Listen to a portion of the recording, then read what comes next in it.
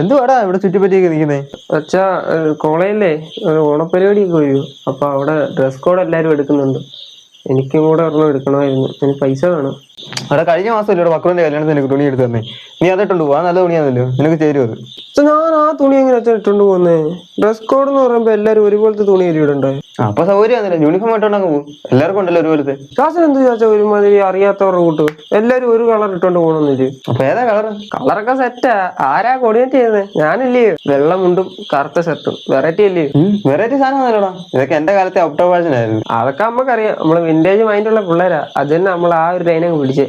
പൈസ തരാം. പിന്നെ ഓണത്തിന് വേറെ തുണി ഞാൻ എടുത്ത് തരത്തില്ല. ഉണ്ട്, കഴിഞ്ഞ ഓണത്തിന് നീ വാങ്ങിച്ച തുണിയുണ്ട്, അതുപോലെ ഇപ്പൊ അലമാരിക്കത്തിരിക്കുന്നുള്ളൂ. അച്ഛാ, പിന്നെ പരിപാടി തന്നെ രാവിലത്തേക്ക് ആ സുനിമാമിന്റെ പോത്തിനെ ഒരു ദിവസത്തേക്ക് ഒന്ന് റെന്റിന് എടുത്തു തരണം. നിങ്ങളമ്മ ഭയങ്കര കയ്യില്ലേ? ആരാ പോത്തുമായിട്ടോ? ഒന്ന് പോച്ചാ. അച്ഛനും സുനിമാമനും ഭയങ്കര കമ്പനി അല്ലേ? പിന്നെ ഇത്തവണ ഞാൻ ആ മാവേലി മാമൻ.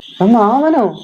എടാ മന്നൻ, മാവേലി മന്നൻ. അതിപ്പോ എന്തുപോലും മൂത്തവരൊക്കെ ഞാൻ മാമെന്ന് വിളിക്കുന്നു. അച്ഛനെ വിളിക്കൂടാ. ഇനി അതേ പിടിച്ചു കയറും. എന്തുപോലും അച്ഛാ പോത്തിന് റെന്റ് എടുത്ത് തരണം. എടീ, ഓണ പരിപാടിക്ക് എന്തിനാ പോത്ത്? പിന്നെ മാവേലിക്ക് വരണ്ടായോ? മാവേലി പോത്തിനെ കൊണ്ടൊക്കെ വരുന്നത്. എടാ കാലനാ പോത്തിന്റെ പുറത്ത് വരുന്നത്.